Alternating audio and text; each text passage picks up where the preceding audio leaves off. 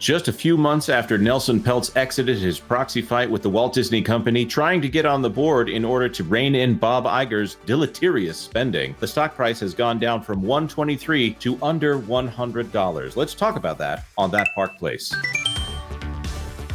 Hello, I am Jonas J. Campbell, an investigative reporter for That Park Place, and here with me is amateur financial analyst. Just kidding, no one take any financial advice from either of us. This is a YouTube video for entertainment purposes only. Make no financial investments based on what you have heard here. Right, Vash Guy?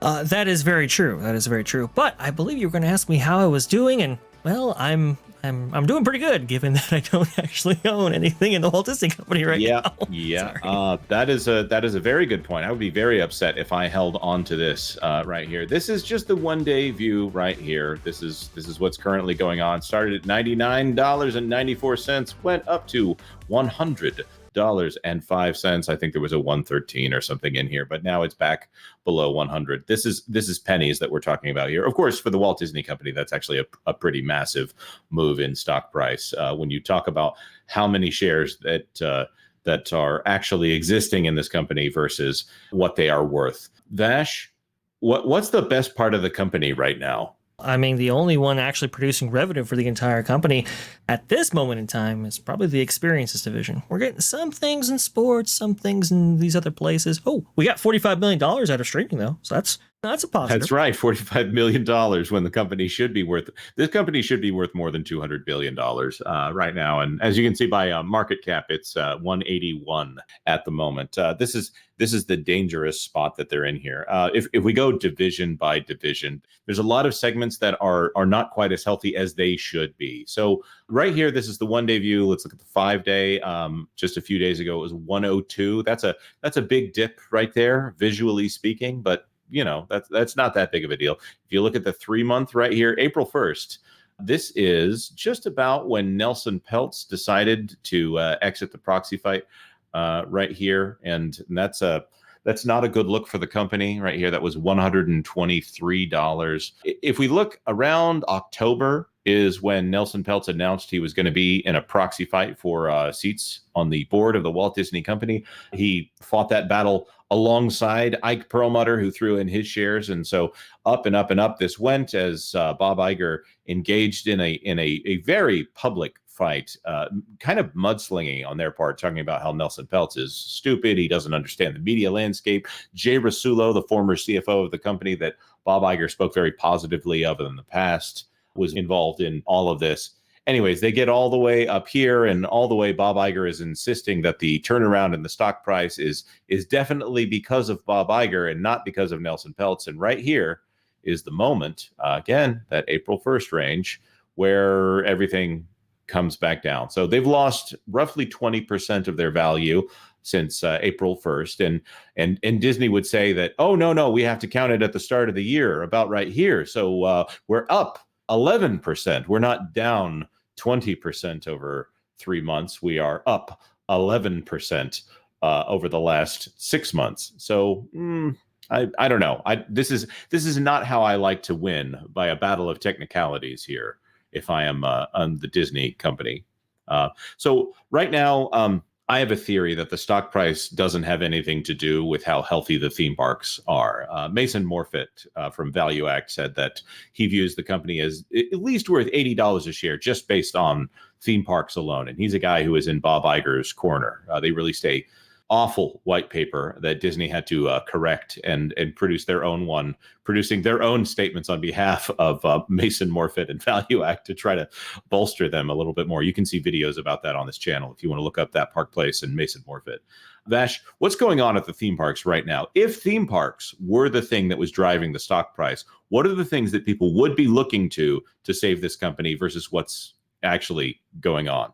Well, I mean, you would think, oh, well, they just announced $60 billion in capital allocation towards the theme park division, and they're going to have a slew of announcements coming up here in August, right before their fiscal year. So they're going to be doing well. They're going to be doing awesome, fantastic. But we've seen the output of the recent investments, things like Epcot's Communicore. We've seen Tiana's Bayou Adventure. And those haven't been received generally well. So the enthusiasm for new projects gets tampered down a little bit when the most recent products or projects that have opened, they haven't been that well received. Yep, that's a very good point. We're talking about Tiana's Bayou Adventure, which has kind of a disastrous opening. We're not sure if Wall Street is tracking that, but it should be something that would move the stock price. Unfortunately, they're pointing towards softness in the theme park attendance across the company, despite the fact that they have a big attraction opening, or what they would call a big attraction. There's a lot of, I'm going to say, mixed reviews, which is being very generous on Tiana's Bayou Adventure. There are some people who are very tearful in their praise of this ride, and I think those are people who probably don't have a long memory of what Splash Mountain was, a top 5 attraction for Walt Disney Parks ever here. Also, the Communicore Plaza debacle, which it was 6 to 7 years of walls up at Epcot, and they finally declared that complete. And I'm not quite sure that they actually gained anything by tearing out the Fountain of Nations and many other things to replace it with like Journey of Water, inspired by Moana, which is a vaguely edutainment thing that's going on there. Epcot should not be the entire financial future of the company, but when they're trying to pin all of their recent successes on things like Tron Light Cycle Run, Mickey's Toontown, Mickey and Minnie's Runaway Railway, Tiana's Bayou Adventure, Rise of the Resistance, all these things that are plagued by constant downtime, I think Communicore Plaza might be the only actual win they have, and that area is probably not going to go down for maintenance on a regular basis. Well, not yet though. It's early, Jonas. It's early. But here's the thing. Here's the most important thing. So the things that do jazz the stock price, food and beverage, we'll get to in a moment, but also Genie Plus. You've replaced, you spent hundreds of millions of dollars in the center of Epcot to try to reimagine this land, and you replaced a lot of it with like you said, Journey of Water, something that you actually can't sell Genie Plus on. Okay, maybe not the best investment or capital allocation that you could have possibly given. Epcot has been a huge driver of food and beverage for so long, and yet because of the reservation system and because of all these construction walls, remember they took a big hit when it came to the people visiting the park and the people opting to go to that park because of all this construction, because of those reservations, and also to Harmonious. And remember, Harmonious, that just blew up in their faces, but it took a big hit to their dinner packages and people wanting to see that from around the lagoon. Then on the flip side, you have Tiana's Bayou Adventure, where we know Genie Plus has been something that they tout on these earnings calls and so forth to kind of provide investors, hey, we have this new product that 50% of our guests are opting into, and yet people aren't necessarily clamoring to get into like a virtual queue or even Genie Plus for Tiana's Bayou Adventure. So all these things matter, big picture. Right, and of course, there's the fact that the U.S. parks are where they are driving most of their revenue. I think they said 70% of the company's revenue is coming from theme parks right now, and an incredibly large portion of that revenue is actually coming from the U.S. parks, and more specifically, the Walt Disney World Resort in Orlando. And there's been this long fight with Ron DeSantis that you would think now that it's resolved, we're going to be talking about that more here on the channel, if we haven't already, the fact that lawsuit is now completely gone. And there's a supposed $17 billion of investment that's going to be happening in the Walt Disney World Resort. But there's a question about where exactly is that going? Is that going towards anything other than DVC? We're also going to be talking about DVC very shortly on this channel. So they're talking about investing in capacity on things that make them a lot of money, but I don't know that that's moving the stock price very well. Some other things that should be moving the stock price in one way or another are the television business, media networks in particular, which can be divided up into linear broadcasting, which is weakening from the Charter Spectrum deal, and also sports, which should be a new frontier for the company. They're going to try to get into the streaming game on ESPN, but right now that's to a rocky start as well. They've announced this JV, which is maybe under DOJ scrutiny. One of the partners in that deal, Warner Brothers, has lost their access to part of the NBA games that would be critical to that, and Disney has volunteered to sell them part of their college football programming in order to make up for some of that gap. So it's something that was announced in the term sheet phase as opposed to the ready to go phase here. And now everyone, including their competitors in the space, are saying what is going on here. It's also a product that may cost $40 to $50 a month when it's all said and done. And there's a question about whether or not the market can sustain that. But they're trying to get into that technology sector. I think this is something that we'll probably wrap up a little bit more talking about it. But Bob Iger would like the Walt Disney Company to not be thought of as a theme park company where they make most of their money. Instead, he would like them to be thought of as a technology company like a Alphabet or a Meta or a Apple. When they don't offer that kind of a product, they offer theme parks and movies and television. And on those fronts, you got to think like, okay, we just had $180 million invested, at least that's what they're reporting, into Acolyte to move, the Disney Plus around. We'll have to see what the effect of that is. But from what we're seeing in the ratings, those aren't great. We have Tiana's By Adventure, big $100 million project right there. That's not going to move anything in over the summer. And then you got to think, even with the $60 billion that they've allocated towards the theme park division, we're not going to be seeing the effects of that for at least 5 years. So from an investor standpoint, you're looking at this short term, maybe you're looking at this 5 years from now, and you see this volatility that we've seen in the stock price. Where is this going to be in 5 years? From an investor standpoint, I can see why you're a little bit low. However, though, Jonas, you're getting that 19-cent dividend. So you can go ahead and that's a feather in your cap right there.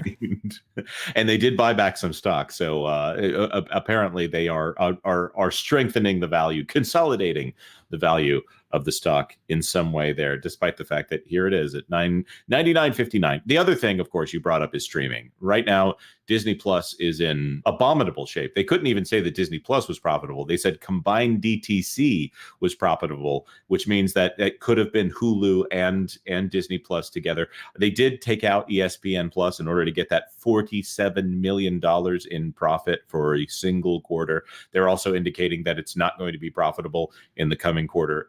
Some of that coming from the Charter Spectrum deal, where they basically had to give Disney Plus away. They said, we're lopping off 8 channels. We're not going to pay for 8 of your linear television channels, and you're going to be giving Disney Plus away. So Disney, I have a theory that Disney probably allocated some of the money they would have gotten from the Charter Spectrum deal and said, no, that's technically Disney Plus profit over here. So Disney Plus not doing so well, and the Acolyte is the biggest thing as far as product spend that Disney Plus has right now, and it is enraging the fan base for Star Wars. We're seeing very little from channels that actually like, other than channels that are specifically dedicated towards liking Star Wars, and even some of them are incredibly turned off by the Acolyte right now. So this is the best that Disney has to offer when it comes to Star Wars for a long time, and the fan base hates it. They're not going to get much merchandising out of it because it's well, forgive me for getting into gender politics here, but women don't buy toys the way that men buy toys and objects for shows like this. So unless this thing hits Harry Potter numbers, we're not going to see much merchandise moved from the Acolyte, it looks like. Also, that Disney has spent all of this money on streaming, $100 billion when you talk about $70 billion on Fox, probably $14 billion when the remaining part of Hulu is factored into it, and $14 billion in operating expenses that have been spent on Disney Plus itself. So, and this $60 billion in content spend. That's of course. How can we forget that? But right now we're seeing other than Hulu, and Hulu is nothing to sneeze at. It is a currently functioning streaming service. It sounds like Tubi might have had more eyeballs on it than Disney Plus, despite the fact that Tubi is a 440 million with an M streaming service versus Disney Plus is 14 billion, not counting the 70 billion spent on Fox, because you can divide that up however you want. That's an unreasonable amount of money to be spent for Tubi to be beating them in profitability with just such little effort. It's so much more cost effective for Fox Corporation, not the Fox that's owned by Disney, but the remainder of Fox that was not purchased by Disney. So this is another embarrassment for the company. Vash, do you know there's still one more division we haven't talked about here? Have we talked about theatrical? We have not talked about theatrical. So this remains the interesting stalwart of the company.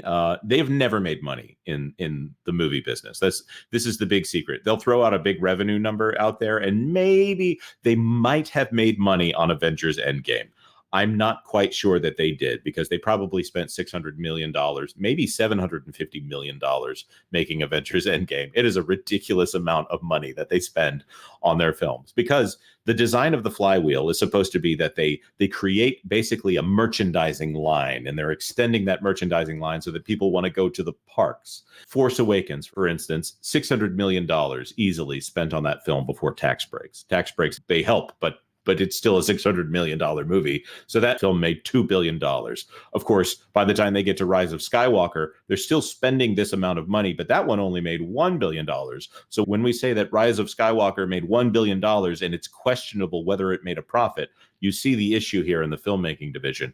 So this year, they have Inside Out 2, they have Kingdom of the Planet of the Apes, they have Deadpool and Wolverine, Mufasa, a Lion King story, and Moana 2. I might be forgetting something somewhere in there, but there is a question about, even if one of these films makes $1 billion, whether or not the theatrical business is actually making any money for the Walt Disney Company. So theatrical is basically a wash. So any movement in the stock price that comes from that is basically public perception rather than actual profitability. So when we look at this $100 here, I think this is strictly because people are more sober-minded about what is going on with the Walt Disney Company. That's my guess.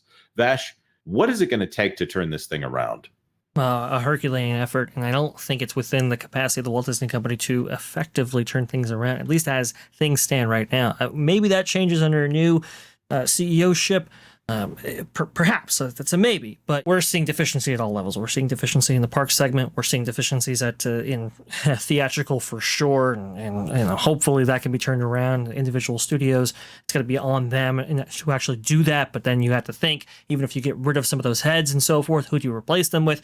That's a whole mess right there. DTC is going to be an albatross on the back of Disney for years to come. I don't even know how you turn that around. I mean, we're looking at a long line of cascading failures that have really caught up with them. And honestly, there are no easy answers to what they do. Certainly not shunning your consumer base away to limit yourself to one segment of the market. We're talking about the political divide here. Probably didn't help things, but it would go a long way if they would embrace creating family-friendly entertainment for the masses once and for all. Right. But, that's a very good point. And there is something to be said. And the chart that we haven't put up here is the 5-year right here. As you see, back in March of 2021, when this company was viewed more favorably by everyone from a political standpoint, even though there were still some stumbles, some missteps here, this was the moment when everyone went, wait, what's going on with the Walt Disney Company? I really think that you're probably onto something there, that Disney cannot be a mass market company unless they offer a product that everyone wants, even if they know what Disney thinks of them. But Disney right now, they are a messaging company, because storytelling is messaging when it comes down to it. So for Disney to be a messaging company and to try to market to everyone on their messaging, it really needs to be something that everyone can enjoy. But if they want it, be an only part of the market, that's fine. And you just need to adjust their expectations from a financial standpoint accordingly. That being said, we want to throw this to our viewers here. What do you think about this drop from the Walt Disney Company? 20% in just a few months lost. Is this all Nelson Peltz? Is this all Bob Iger? Let us know in the comment section down below. And like this video if you like this video. And if you wouldn't mind, consider subscribing to That Park Place for all the news that should be fun. Thanks for watching That Park Place News. For more information, consider checking out www.thatparkplace.com. And don't forget to subscribe, share, like, and send this out on your favorite social media accounts.